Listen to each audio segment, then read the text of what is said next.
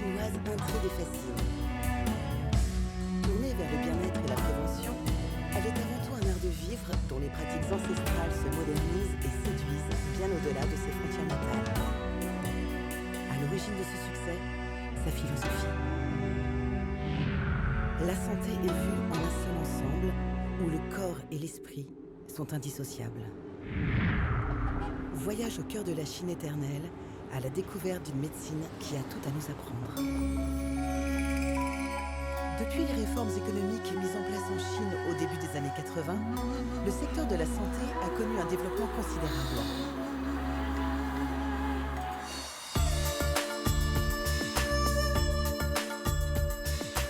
L'Université de médecine traditionnelle de Shanghai illustre ce plein essor.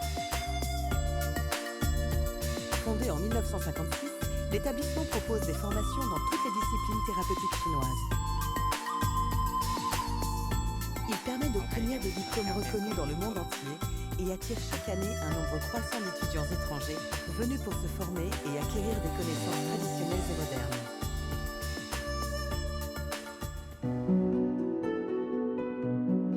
Étudiants résident sur les 35 hectares du campus et ce bâtiment est spécialement dédié aux étrangers.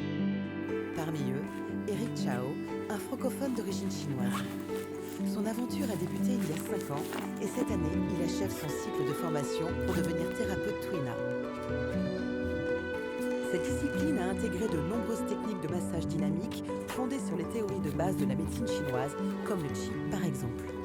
En fait, on retrouve ce concept d'énergie dans toutes les traditions du monde. C'est-à-dire que quand on agit sur le corps énergétique, donc avec les méridiens, les points, on peut avoir une influence sur le corps physique.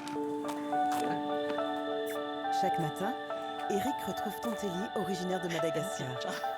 Tous les deux se sont inscrits la même année et suivent la même formation. Vivre en Chine et se consacrer à l'apprentissage de cette médecine holistique implique une immersion culturelle. Alors, chaque matin, avant de regagner les cours, Eric et Tantelli ont un rituel, le tai chi, une gymnastique énergisante et méditative. Le tai chi, ça permet de canaliser mon énergie, le qi. On dit que quand on traite les patients avec le tuina, on utilise notre qi. Si on consomme trop, on tombe malade.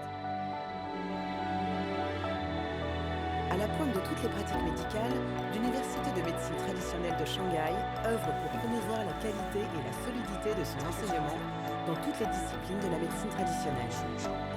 L'objectif est de réaliser des avancées dans la recherche et l'innovation médicale. Mais si venir étudier la médecine chinoise dans son pays d'origine est un atout certain, une bonne maîtrise de la langue s'impose. Ces difficultés se retrouvent aussi dans l'apprentissage des cours parce que, par exemple, on a un cours qui parle des anciens textes chinois sur l'acupuncture, sur le tuina ou sur la théorie de la médecine traditionnelle. Et si on ne maîtrise pas vraiment la langue, quelquefois il est vraiment difficile d'interpréter le sens d'une phrase ou même d'un caractère. Mais une fois qu'on s'est débloqué à cette langue, on se rend compte que vraiment il y a une richesse culturelle autour.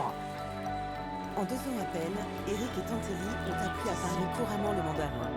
Et si les cours auxquels ils assistent sont également proposés en anglais, la maîtrise du chinois est essentielle pour dialoguer avec les patients et bien comprendre leur pathologie. L'Université de médecine traditionnelle de Shanghai est affiliée à de nombreux hôpitaux de la ville où les étudiants se rendent chaque après-midi pour compléter leur formation. Dans cette salle de consultation de l'hôpital Weiyuan, Eric et Tantelli se familiarisent avec chacun des gestes qu'ils ont appris. Un thérapeute tuina est chargé d'encadrer leurs études. Son expérience et ses conseils sont aussi l'assurance de profiter du savoir de médecin parmi les plus qualifiés de Chine. C'est un vrai avantage d'être venu en Chine pour étudier la médecine traditionnelle parce que on vit la médecine traditionnelle tous les jours, on est dans la culture et puis je pense qu'on peut pratiquer plus ici.